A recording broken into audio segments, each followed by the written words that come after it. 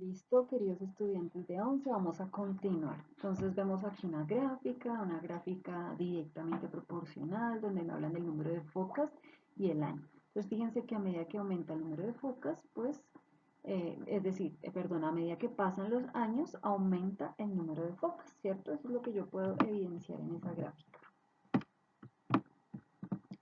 Estos son los años, ¿cierto? Y estos son el número de focas. Entonces yo puedo ver que a medida que pasan los años, pues el número de focas aumenta. Por eso la respuesta correcta pues es la B. El número de focas ha aumentado desde el año 1860. Siguiente pregunta. Listo. Aquí vemos básicamente la configuración del aluminio neutro y del ion aluminio, ¿cierto? Aquí ya me están diciendo que tengo el ion aluminio. Fíjense que aquí ya estoy viendo que es configuración de electrones, o sea que básicamente si yo sumo acá los electrones, 2 y 2 me dan 4, 10, 12, 13. En cambio aquí solo tengo 10 electrones. ¿Listo? O sea que este ion tiene 10 electrones.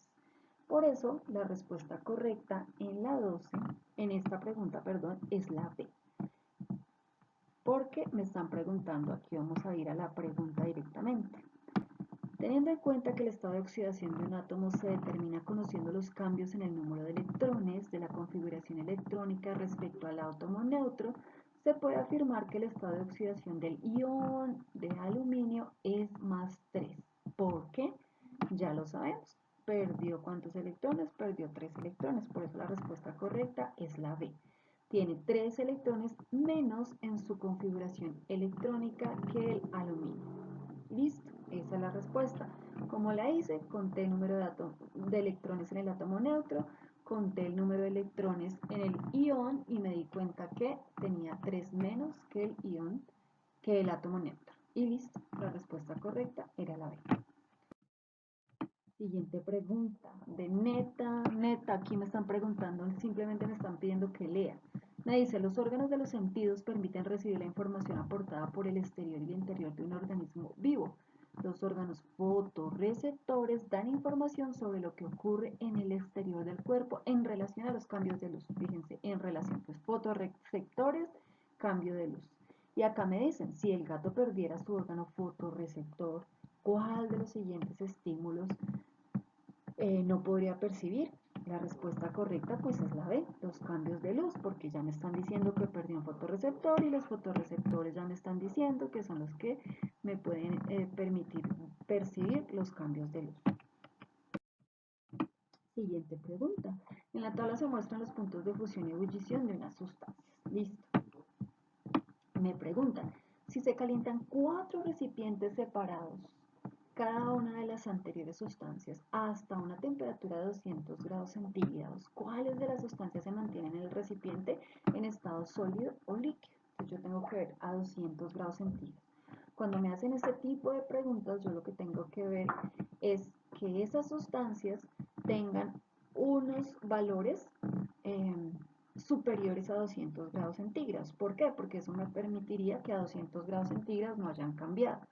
Un ejemplo, pues es la plata. ¿Por qué? Porque el punto de fusión de la plata es 962, es una temperatura muy lejana de 200 grados centígrados, lo que significa que si yo caliento la plata a 200 grados centígrados no le ha pasado nada, porque aquí en la gráfica, en la tabla, perdón, me dice que varía después de 962. Así que una de las respuestas es plata, entonces ya sé que la respuesta debe ser la C o la D. Y entre las otras sustancias, recuerden que aquí me podían decir sólido o líquido. El agua ya sabemos que a 200 grados centígrados ya es un gas porque su punto de ebullición es 100, o sea que a 200 grados centígrados está en estado gaseoso, no me sirve porque necesito sustancias en estado sólido o líquido. Por eso de una vez descartaba la A y la B, no podía ser el agua, ¿cierto? Necesito verificar si es la C o la D. Entonces, el mercurio, miren, fíjense, veamos el acetaldehído. El acetaldehído tiene menos 123 como punto de fusión. Es decir, que a temperatura ambiente, como 20 grados centígrados, que es la temperatura ambiente, va a estar acá entre el punto de fusión y el punto de ebullición, o sea, va a estar en estado líquido. Recuerden que yo les ponía como una rectica y les decía, antes del punto de fusión están sólidos, después del punto de fusión, entre el punto de fusión y el punto de ebullición van a estar líquidos y por encima del punto de ebullición van a estar gaseosos. Entonces, a 200 grados centígrados, pues obviamente ya está gaseoso porque su temperatura de ebullición es muy baja. La respuesta correcta entonces es plata y mercurio, la respuesta D. Fíjense que el mercurio tiene menos 39 como punto de fusión. Significa que en 200, que es la temperatura, que es el valor, estaría acá entre el punto de fusión y el punto de ebullición, estaría en estado líquido. Nosotros sabemos que el mercurio es líquido. Y a 200 grados centígrados seguiría líquido porque su punto de ebullición es 357 y 200 pues no, 200 es mucho menor que 357 que es su punto de ebullición, por eso la respuesta correcta es la D. Entonces cuando me coloquen ese tipo de preguntas, entonces recuerden que yo tengo que buscar la temperatura y verificar acá.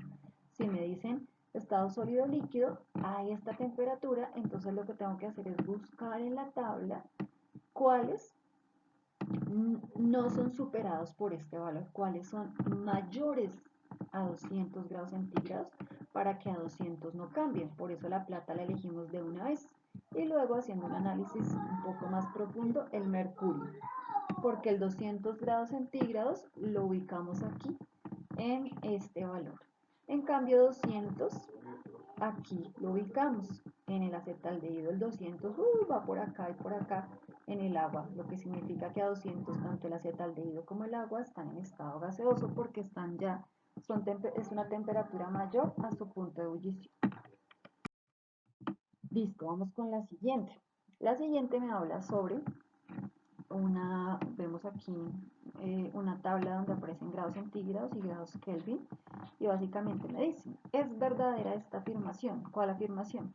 Una persona afirma que los datos de la columna K, de esta columna K, siempre serán mayores que los de la columna C. Entonces básicamente me están pidiendo que yo recuerde que 273 grados Kelvin es igual a 0 grados centígrados, ¿cierto? Entonces recuerden que cuando yo paso de grados centígrados a grados Kelvin, cuando yo paso, perdón, de grados Kelvin a grados centígrados, siempre tengo que sumarle 273. Por eso la respuesta correcta es la B. Sí, porque la columna de Kelvin es 273 unidades mayor que la columna de grados centígrados. Siempre, ustedes se dan cuenta siempre. Y si yo no supiera, si yo no recordara que para pasar de grados Kelvin a grados centígrados debo sumar 273, bastaría con que yo hiciera aquí esta resta, ¿no? 273, ¿cierto? 270 menos 3, fíjense que la diferencia siempre son de 273 unidades. Entre 10 y 283 son siempre 3 unidades. ¿Listo? 273 unidades, perdón.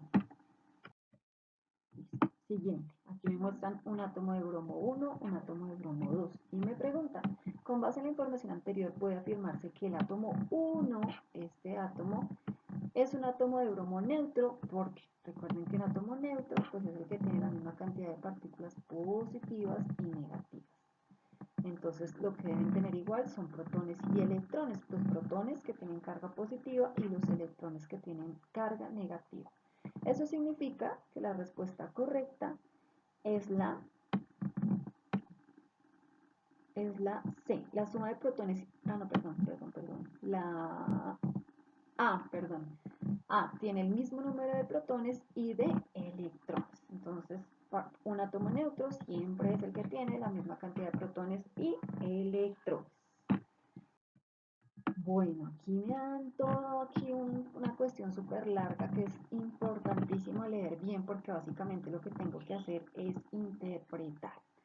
Tengo que empezar diciendo que aquí me dicen, el huésped intermediario se infecta al comer pasto. Entonces, ahí ya me están diciendo que, pues obviamente, el que se alimenta de pasto es un animal, ¿cierto? Entonces, básicamente, yo ya debo elegir una imagen donde me diga que el huésped intermediario es un animal. Fíjense que aquí el huésped intermediario, pues es el cerdo. Ok, esa podría ser una opción. Aquí el huésped, el animal es un huésped definitivo, o sea que la B no puede ser. El huésped definitivo en la C es un animal, o sea que tampoco puede ser.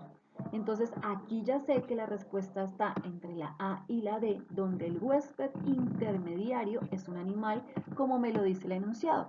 El huésped intermediario se infecta al comer pasto contaminado con huevos de tenia. O sea que los huevos de tenia, es decir, la tenia ingresa a ese huésped intermediario por huevos. Entonces tengo la A y tengo la C.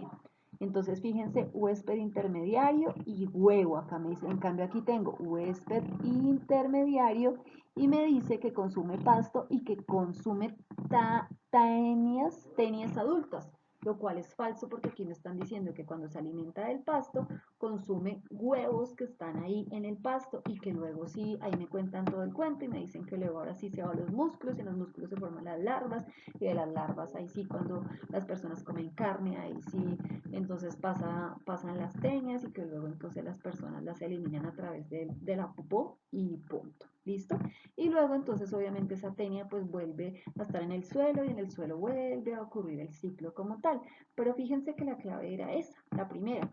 Buscar, el huésped intermediario se alimenta de pasto, o sea que el huésped intermediario tiene que ser el animal. Segundo, se alimenta de los huevos, no se alimenta de las tenias, se alimenta de los huevos que están en el pasto, por eso entre la A y la D, la respuesta correcta era la D. Siguiente. Esta pregunta parece muy tonta, ¿no? Y es muy tonta la pregunta realmente. Habla de, pues, qué material necesito para una torta de 20 personas, qué material necesito para una torta de 30 personas. Y luego me dicen, ¿qué puedo calcular? ¿Qué puedo calcular yo a partir de estos valores? Entonces, fíjense que, por ejemplo, el tiempo de cocción de 8 o 12 huevos, obviamente no me dan esa información. B, la longitud del diámetro de los moldes, pues ilógica, ¿cierto? C, el peso de los ingredientes que se requieren en la preparación de una torta para 30 personas. No, ¿por qué no? Porque yo no tengo el peso de los 12 huevos, entonces no puedo tener el peso total de todos los ingredientes. La respuesta correcta es la D, la cantidad de cada ingrediente que se requiere en la preparación de 50 personas. Porque yo sí puedo, si sé que cuánto se necesita para 30, yo puedo calcular cuánto se necesitaría para 50 personas. ¿Listo? Entonces la respuesta correcta es la D. ¿Listo? Fíjense, muchos se equivocaron con la C, pero en la C yo no puedo sumar todos los ingredientes porque no tengo la masa de los huevos. Y por lo tanto la 6 incorrecta, pues las otras dos son completamente incoherentes. Para terminar, nuevamente una gráfica de solubilidad donde me dicen, pues me dan la solubilidad del nitrato de potasio, ¿cierto? Eh, en agua, ¿cierto? En 100 gramos de agua. Entonces me dice la pregunta, de acuerdo con la información anterior, si a 20 grados centígrados se tiene una disolución preparada con 20 gramos de nitrato de potasio, entonces recuerden que yo siempre busco la temperatura con 20 grados, entonces ¿cuánto se puede disolver? Busco acá en la gráfica, me dice a 20 grados centígrados se pueden disolver 40 gramos, pero fíjense que el enunciado dice, se tiene una disolución preparada con solo 20 gramos y la gráfica me dice que se pueden disolver 40 gramos. ¿Qué significa eso? Se espera que se obtenga una solución. ¿Qué tipo de solución se obtenga? Una solución insaturada, ¿cierto? Porque a 20 grados centígrados se pueden disolver más de 20 gramos de nitrato de potasio. Recuerden que según la gráfica se pueden disolver 40 en 100 gramos de agua. La respuesta correcta es la C. Y listo, para terminar esta de gas es la 20.